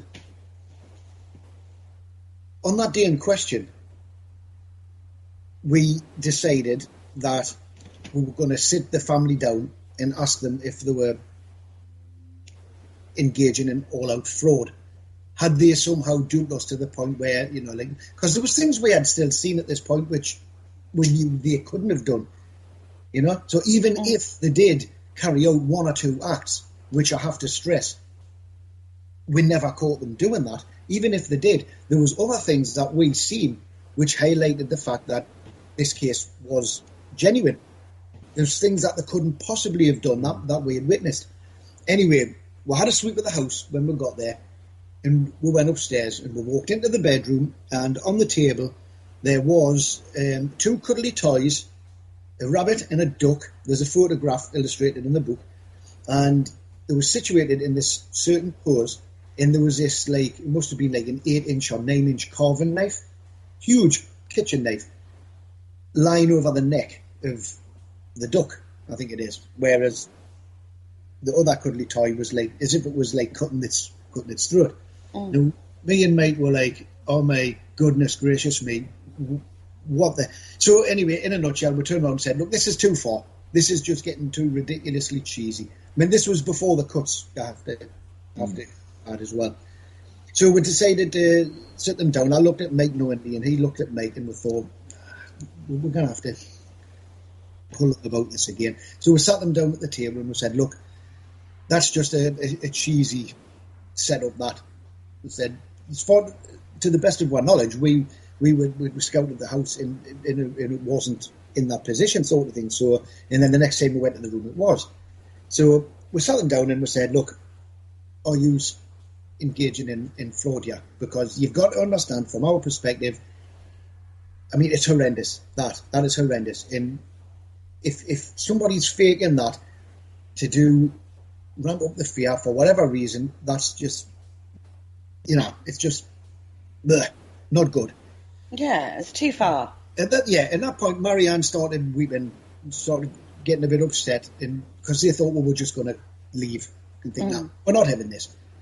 But we didn't. We said, look, we'd stay with you to the end. We would not cut and run regardless of what happens. We'll get this resolved whatever way.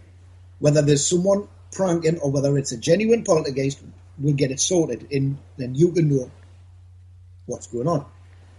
So, as the day progressed, there was a number of incidences that occurred which me and Mike saw, as well as this other lady. Mark and Marianne were in the same room as these things occurred. And it was as though the poltergeist had been listening into our conversation, and as we were not accusing them, but we were asking them, look, is there some sort of trickery going on here? Are you taking the mick here? It was as if the poltergeist was listening in and thinking, right, I'm not going to let him take credit for my handiwork. So it then went on to display a number of feats which proved beyond all doubt Mark wasn't faking it, or Marianne wasn't faking anything like that. Things being thrown around. There was these blue building blocks, big huge block things, which were in Robert's room upstairs. Now, when we were all downstairs, in the kitchen, there was a big glass sliding door which led out into the yard. Now, I was looking towards the door at the time, and I seen like these building blocks just fall down in front of the window and clatter on the pavement stones outside. And we were like, well, there's nobody upstairs. Them building blocks were upstairs in Robert's room because they were his toys. Everybody's downstairs. So who threw the Lego blocks out the window? But not only that, the window was actually closed and locked. The blinds were down and the curtains were closed. So whatever happened there, these blocks must have went through the window, through the curtains, through the blinds, and dropped outside, which was a good example of one of the many examples of matter through matter which were experienced there as well. So in relation to into Mark potentially trying to control Marianne with what you had suggested before, I would say it's definitely out of the question. And although he laughed it off, it was like a scared sort of laughter, like an incredulous type. It's hard to explain. It's hard to explain, but there's no indication at all that Mark was anything other than the poltergeist victim, as well as Marianne and Robert. Okay. Did the poltergeist ever give itself a name, or did it identify itself? In the early days, yes. Robert seemed to have had an imaginary friend who we've seen on a number of occasions, who identified himself as Sammy. Now, Mike had just recently written a book on imaginary childhood friends. So he was sort of lowered down the imaginary childhood friend road, whereas I wasn't convinced. I thought, if this is a poltergeist, it's masquerading as a number of things, trying to confuse, if you know what I mean. Which it kind of did, because it got me and Mike not arguing, but it got me in heated discussions about what was potentially going on. Well, not heated discussions, it's just like debates, you know what I mean? Yeah. We have them on a regular basis. Yeah. Mike was convinced that what Robert was seeing and what was responsible for certain activity in certain areas of the house, namely his bedroom, was down to his imaginary childhood friend, which Mike was arguing isn't actually imaginary. It's a real sort of entity type thing. And I was like, no, Mike, I'm sorry, I'm not convinced. I think it's just the poltergeist, because there's other poltergeist cases which come with what I'd called at that time accompanying apparitions. They've actually been termed intermediate poltergeist cases in Golden Cornell's 1979 book about poltergeists. But I wasn't aware of that terminology at the time. I just said some poltergeists come with accompanying apparitions, where it kind of, poltergeists and ghosts kind of like cross over, if you know what I mean. It kind of links into Guy Leon Playfair's kind of explanation as well of this ball of energy that is sent out, and then various entities come along and play with that, and then off the back of that the energy bursts, and then you get poltergeist activity. He kind of toys with that idea, doesn't he? Yes, it's quite a fascinating idea.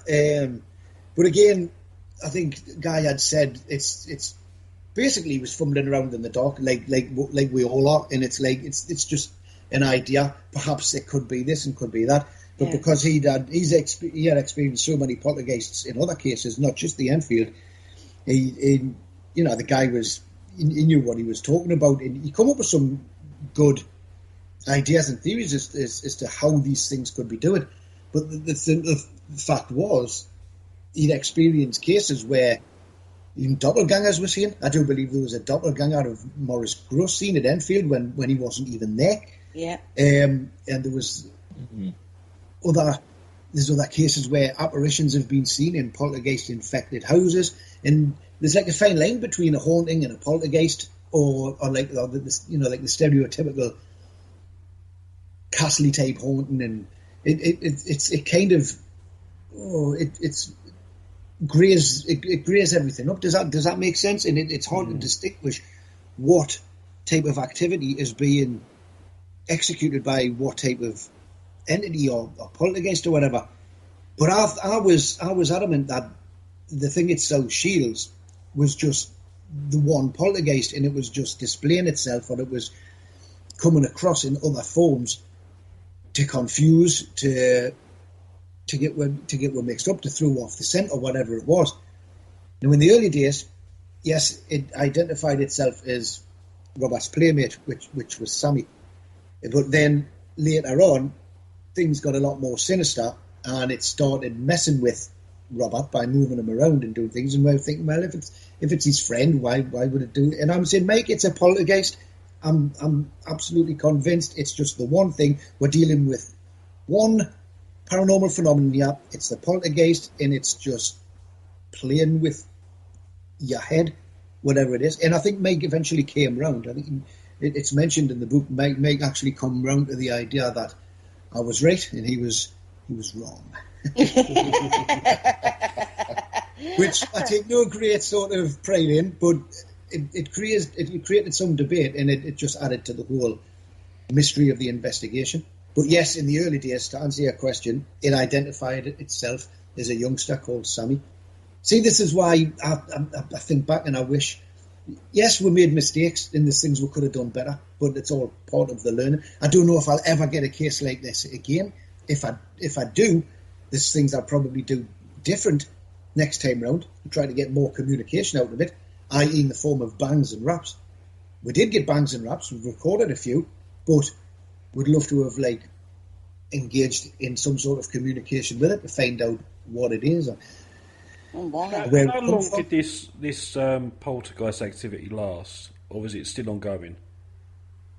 No, it finished in the November of 2006 or thereabouts, and started in the December of 2005. So it was almost 12 months that this thing sort of went on for. And just like the case in Enfield, towards the end of the case, it petered out from the house for a while, and then it came back for a week with a vengeance, and then gone. It just went. So you didn't do any house clearances, you didn't get an exorcism in, you didn't get, you didn't do any of that. It just went on its own. There was a ritual sort of carried out, and that was done under Mike. At that time, Mike was into his, he'd always been sort of Native American spiritualism, that sort of thing. And he said he had family that's sort of, some of his descendants were like Native Americans and stuff. And he was into the Native American stuff, and he had this idea of potentially quelling it, or at least trying to control it in some way. There's a little bit of debate, a little bit of controversy as to how far we should get involved, whether we should just stay back as observers or just get involved and try to remove this thing.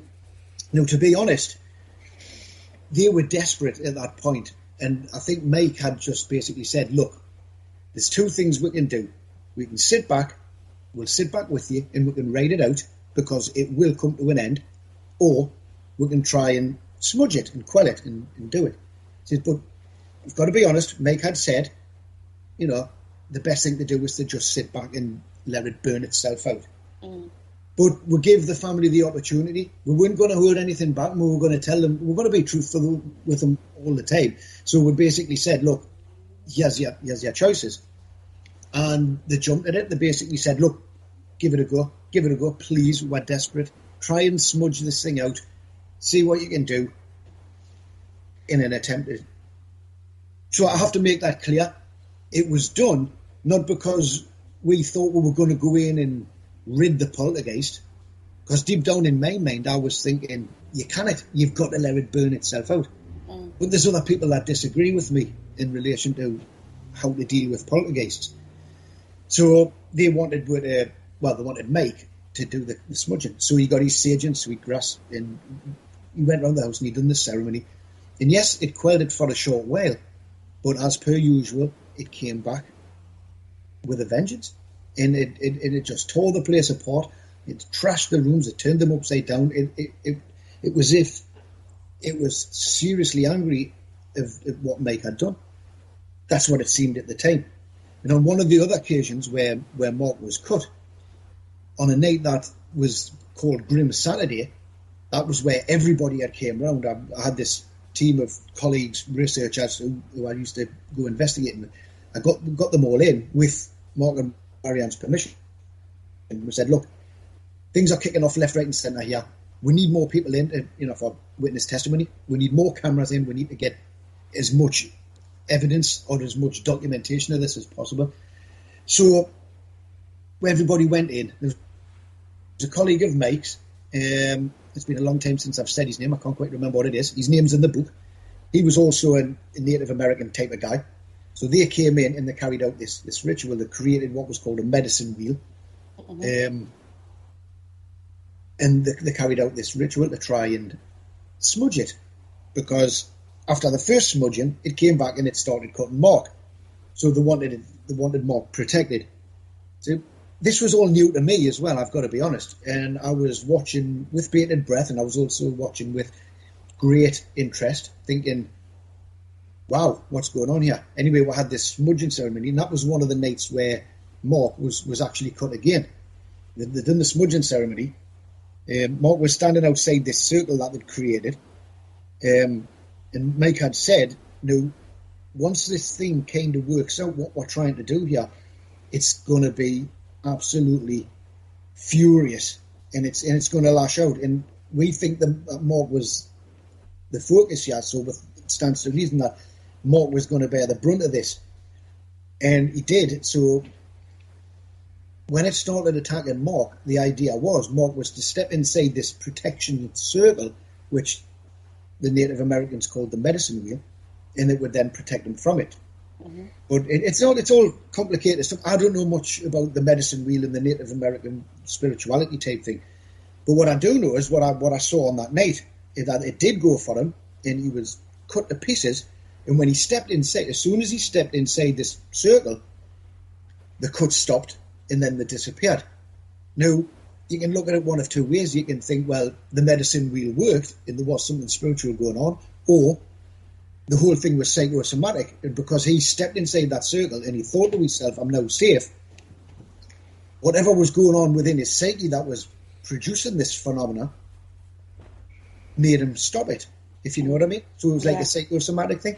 I've always thought that sort of stuff is psychosomatic, because even I've seen mediums do protection in so many different ways. It's almost, for me, brainwashing someone to believe that they're protected. And once their mindset is, I'm protected, I'm strong, I've got protection, you ain't coming in, sort of thing. And once they've got that attitude, that protects them. Yeah. So I've always thought that. Yeah. Well, like I said, though, on that night, I was, and this was Mike's thing, if you know what I mean. Mike's sort of idea. Mike had said it to them. Preferably, both Mike and I wanted to not carry out any type of ritual of sorts, but we were just prepared to sit and wait it out with them and wait for it to disappear, which we believe it was going to eventually. But even Mike and I were asking ourselves, just when is this going to go? This is outstaying its welcome way too long. And we thought it's got to. But then when you look at other poltergeist cases, yes, they're short-lived normally, but there are cases that go on for 2 years, 3 years. The case in 1996, investigated by John and Ann Spencer, went on for about 5 or 6 years in total, which is horrendous. So it kind of it's just mind-blowing, the whole thing. But again, after the medicine wheel scenario, Grim Saturday Night, was carried out, it quietened down for a while, and again it just came back. And so I just more or less said to Mike, look, you know, we've tried the smudging. They wanted you to do it. You give them the options. They chose an option, so we went with it. We were just doing what we could to the best of our ability to try and help this poor family, you know. But even the ritual in the smudging ceremony that night has been subject to a little bit of controversy, which is fair enough, you know. But because there was two main investigators, we both had different ideas, so we were throwing these ideas about. I didn't want to step on Mike's toes and say, you're not doing that, because I was open-minded to it, and I thought, well, maybe it might work. We've got to try everything in my power to try and bring this thing to its knees, as cheesy as that sounds. And eventually,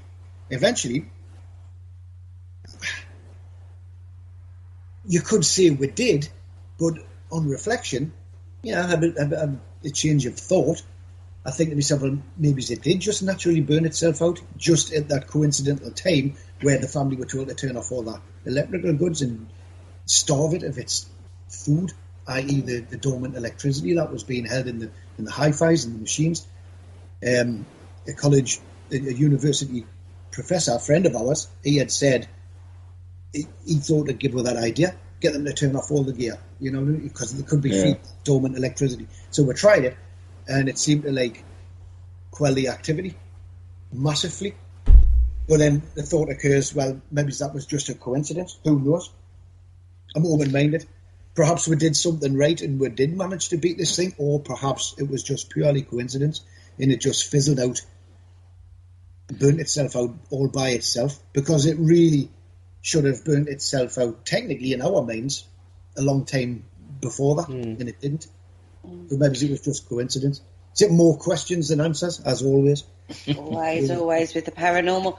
Yeah. So going into the aftermath, once it's resolved to a degree, and the family settled down, and then no more activity, how long after did you follow up with that, once the activity ceased?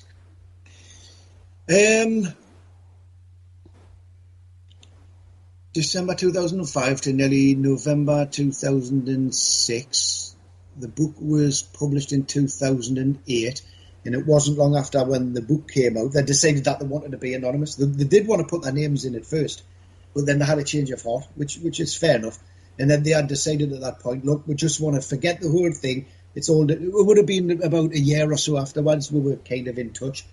And then the book came out, and then they decided, I think they got a bit frightened, and they thought they don't want to have to deal with vicious, nasty attack people calling them liars when they know they're not. So they decided to like just keep out the way, keep their heads down, and they wanted nothing more to do with it, the case, the whole thing. And with respect to them, we said, fine. And we went our actual separate ways. And to my knowledge, to this day, they're still doing fine, and everything's tickety-boo, and there's no more ghostly activity. And I wish them absolute luck, and I wish them well. I really do. Do they actually still live in the same house? Well, that is something I don't know, to be honest, because obviously we went our separate ways. I couldn't actually say if they do or they don't. I have a funny feeling they might not. I think they might have sold up because it was actually their house. They were buying it. They had a mortgage on it. Contrary to a lot of slagging off that they received via... They didn't receive it, but we took the brunt of... Yeah. We took the bombardment of the slating that it got. And they were called liars, and they were called cheats, and they were called money-making fraudsters, and so were we.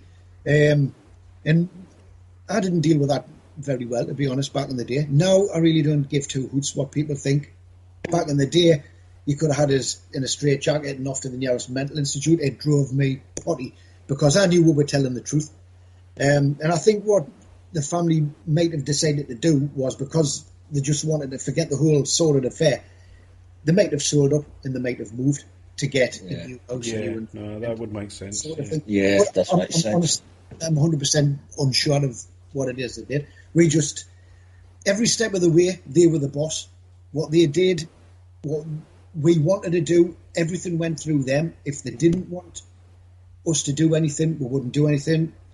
We had to ask to have people involved. We had to ask for Dave Wood and Nicky to come up. Everything went through them first. And if they disagreed with anything we did, or they didn't like anything we were doing, we told them to tell it and we wouldn't do it. So that's the way to do it, isn't it, really? Yeah, I agree. They were the bosses all the way. And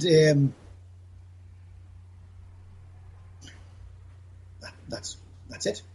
Okay, that's not the only thing you've done, so I want to quickly move on from the South Shields. But before we do, where can people find your account, the book, The South Shields Poltergeist? Right, well, the best place to get it is where everybody does their shopping now, and that'll be on Amazon,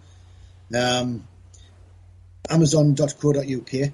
Just type in Darren W. Ritson or The South Shields Poltergeist, and it'll come up. And I would recommend, if anybody gets it, let's say collectors might want to get the hardback or the first editions, but the new third edition with the black and white cover with the chairs on the front, that's the best place to get it. Or you can get it anywhere, shopping online, WH Smith's, Waterstones, all good bookshops, things like that.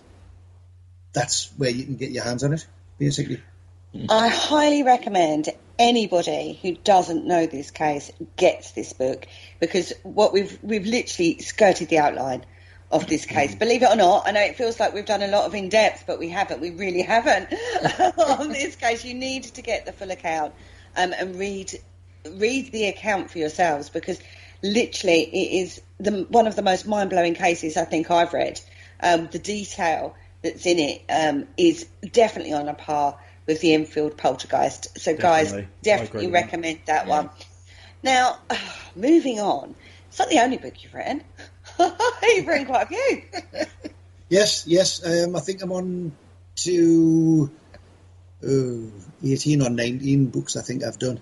We've got a way to catch up then. We've only which I'm very proud about. A lot of them, I have to say, some of my early books are absolute rubbish. Can I just say that now? You live and you learn and you move on, and then you look back at your early stuff and you think, oh my goodness me. It's like In Search of Ghosts, the first version, the black and white version that we were talking about earlier. Yeah. And there's a book called Ghost Hunter, which I would not recommend to anybody. So if you're going to get any of my books, do not get them, because you'll see what an illiterate fool I was. Because it's littered with mistakes and there was no proofreader. However, those two books were published again with a regular publisher. I self-published the first two. And I think it was Amberley Publishers. They did they redid In Search of Ghosts. They give it a hard, and I corrected all my mistakes and added a few little bits and bats, and that's a little bit better than the first one. But Ghost Hunter was released as Paranormal Northeast, and I've re-edited that and took all the rubbish. So they're the books you should get if you want to read the proper versions of the first two. But yeah, I've done a few regional guides as well, like in the Haunted series. Haunted Newcastle, Haunted Tyne and Wear, I did Haunted Berwick, Durham, that kind of thing. I did a Paranormal County Durham, Haunted Durham. They're regional guides, they're easy to throw together. 40,000 words is just a piece of cake when there's so much interesting history and ghost stories out there. So when you're looking at your regional guides, the regional ghost stories and stuff, do you actually delve deep into the history? Well, how do you develop that? Well, first of all, I used to just make a list of all the haunted places that I could think of in those areas. Then I would try to space them out. So because I didn't really want to write a full book on Durham, say for example, if everything's all based around the market square. I had to space things out so it gives a good variation of the city, if you know what I mean. And basically I would look online, I would read the stories, I would look in other books, I would research other books, and obviously I'd quote all my sources and references. And then once I've got a nice bit of information, I would say, right, I'm off over to visit these places.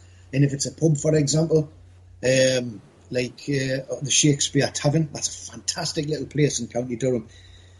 Tiny little pub, but that's got to go. I decided to actually go there, and I went in and I bought myself a pint, and I started asking the landlord about the ghosts, and I ended up getting little tours of a lot of these places, and a lot of them were happy to be included in these books because obviously they thought it was good publicity for them, And I only went to places where had reputations of being haunted, rather than going to places where have you got a ghost. Although I did do that.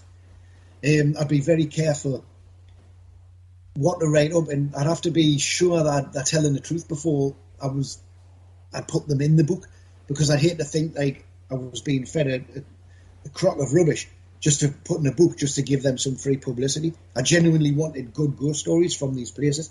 So a lot of the times I would go and visit the places themselves, which was great because I got tours and I got to talk to people, and then for example. The owner of Crook Hall, which was another fabulous little place in Durham, they were saying, well, yes, we've had experience. Oh, you want to talk to the cleaner? Oh, you should talk to such and such. And then I'd get contact numbers and talk to them, and it would just fill up. And the 9 times out of 10, I'd end up with 60,000 words, and I've got 20,000 words I need to get rid of. So I then have to spend time editing it down. So, I'm going to have to get that book because my nan's from County Durham. It'd be interesting to find out the areas. Crook Hall's a fabulous little place. Absolutely beautiful. Yeah. I've been there once. That was just a fleeting visit on the way up to Scotland. I think we stopped over at County Durham. Yeah. And was it? And did you see the white lady there coming down the staircase? No. To be fair, we just crashed at the hotel. By the time we found it, it was really late. So we just. Yeah. I think it was the night the first episode of Doctor Who with Peter Capaldi was on. Oh, right. So we watched that in the hotel room and then crashed out because we had to start again at 6 o'clock the next morning. We've gone through nearly a whole show without you referencing Doctor Who, and you pop it in there in the last 10 minutes. Never going to happen.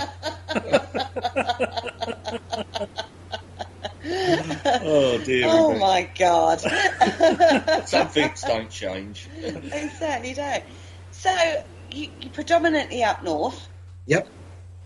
Are you thinking more coming south at any point? Maybe, yeah, if coronavirus allows. I have been down that way before, of course. Make me In Search of Ghosts book. That was my Supernatural North. Well, that's not really south, is it?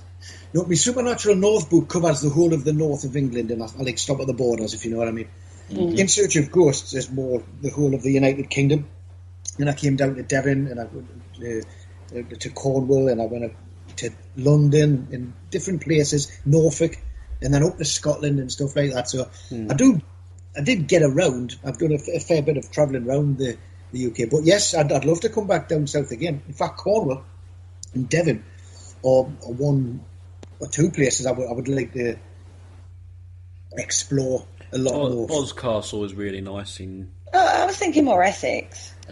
Yeah. No, Essex. Yes, I've been down to Essex, of course, and I did a great weekend in Essex when we came camping, and the main purpose for that trip was to visit the site of Borley Rectory, which we did. We spent a couple of days up there in the churchyard and just looking around, not making pest of myself, but just being I wasn't. There's a lot of people. They could probably get sick of visitors over the years, so you've got to be very respectful. But the guy parked up in the car, and I walked all the way up the lane just to keep a low profile. And I took some. Well, I got talking to the lady who lives in the coach house that still stands, and she was telling us what a whole load of rubbish it was. And I'm thinking that's just sick to death of people really going there, aren't they? And they're like, no, it was all rubbish. It was all poo-poo.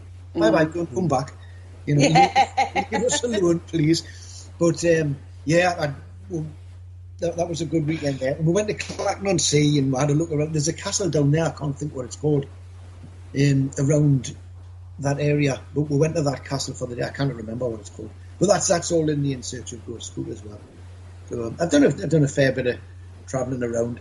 Yeah, again, it's all inspirational by the likes of Peter Underwood. He got everywhere, and he started off these gazetteers of ghosts, A to Zs of haunted places, and I thought, wow, that's great. I want to visit places and talk to people, and I just love going to spooky old pubs and castles and walking down that old creaky corridors, and you just don't know who's going to glide through the wall, perhaps, or come round the corner, or and talking to people and interviewing them and finding out first-hand accounts of these wonderful tales. It's just fantastic.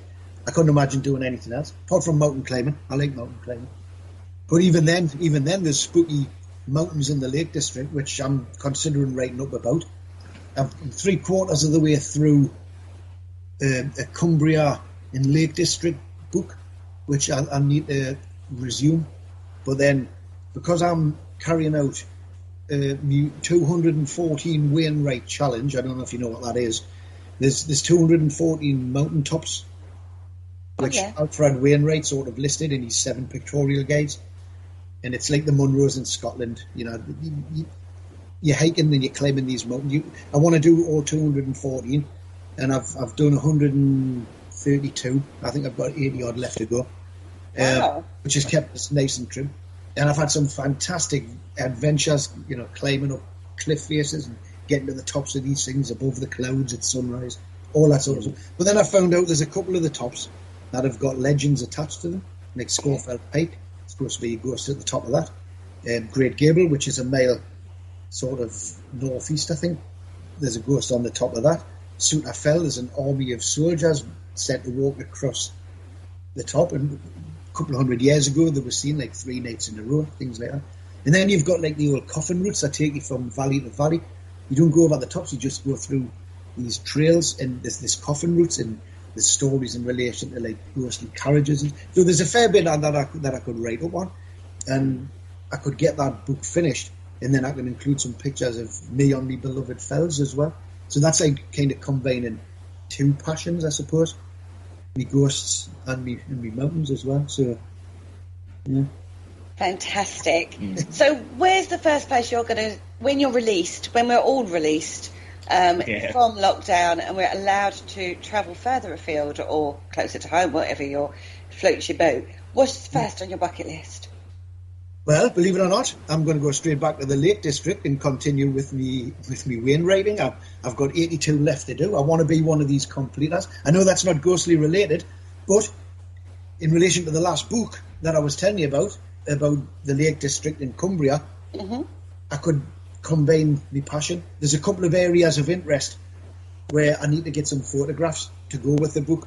Like, say, for example, I could go Blencathra again and see the top of Suter Fell, because you get a nice view across, looking down over the summit. I could get some pictures of that. So I'll probably go back to the lakes when I'm free, and then what I'll do is I'll tie up one goal whilst tying up another, if you know what I mean. I'll get me photographs, I'll get me stories from the goal. So, yeah, it's going to be the Lake District. Cool. And before we wrap this show up, if people want to get in contact with any of their own personal stories or find your books anywhere, where can they find you, Darren? They can find me, well, I'm on Facebook, Darren W. Ritson, with that little dot. Don't forget the dot, everybody. Yeah. That's where they normally find it. I don't do Twitter or I don't do Instagram or anything like that. It's just Facebook. And I've got an email address, and that's darren.ritson16, as in 16, @gmail.com. I just go over that again. Darren.ritson, Ritson, 16 @gmail.com. That's my contact email. So if anyone's got any fantastic poltergeist cases, who are you going to call? They're going to call us first. They'll call us first. Yeah, call us first. I can't believe I just said that. Well, never mind. But yeah. Any interesting stories, any accounts, because I collect them all and I file them away, and I may use them one day in another book. Who knows? And where can they find your books? Sorry? Tell everybody where they can get your books again. Oh, my books. Amazon.com. Amazon.co.uk. Sorry. Amazon, Waterstones, W.H. Smith's, all good bookstores. W.H. Smith's, Waterstones. Yeah, but most people get them from Amazon. That's where most people shop nowadays, doing it online, especially with these lockdowns and that. Nobody's out and about shopping these days, so go online and get it from Amazon. That's where you'll get it. Awesome. On that note, I'd like to say thank you so much for coming on to the Paranormal Concept Show. It's been an absolute pleasure having you on, and we're definitely going to have you back. Oh, that's brilliant. I look forward to that. Definitely. Right. We'll need you to come back to when you do your next book, when you re-release that. Yeah, Contagion, yeah. Give us the exclusive. Yes. I insist upon that. Boys, any last words? Anything you'd like to add in at this point? No, other than thanks for joining us tonight. It was absolutely brilliant, and I'm really looking forward to reading the rest of the book. Well, I hope you enjoyed. Thank you very much. Yeah, certainly. It'll certainly be in my Amazon basket before the day is out. Much appreciated. That's very much appreciated.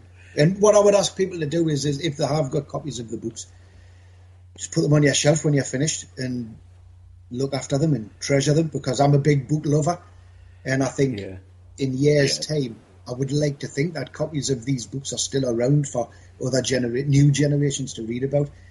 Like I was talking about earlier, that's more important to me than any royalties.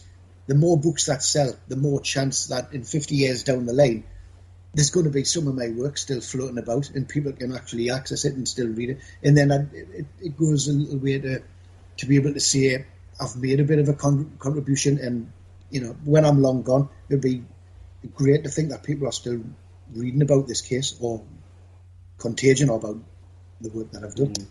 That's really cool. I'm sure it will be. If you are a big book lover, we also have our book out there available on Amazon. Just want to point that out. Paranormal Concept Extras. Definitely buy that one for your bookshelves too. Yes. If you go over to our website, paranormalconcept.com, then you can find links to all of our past shows, all of our books, all of our blogs that we write, all of that sort of thing. Anyway, on that note, we've got to say goodbye now because we're running over. We're going to slap wrists from the network on that one. But thank you again, Darren. And say goodbye, guys. Goodbye, guys. Goodbye, guys. Thank you again.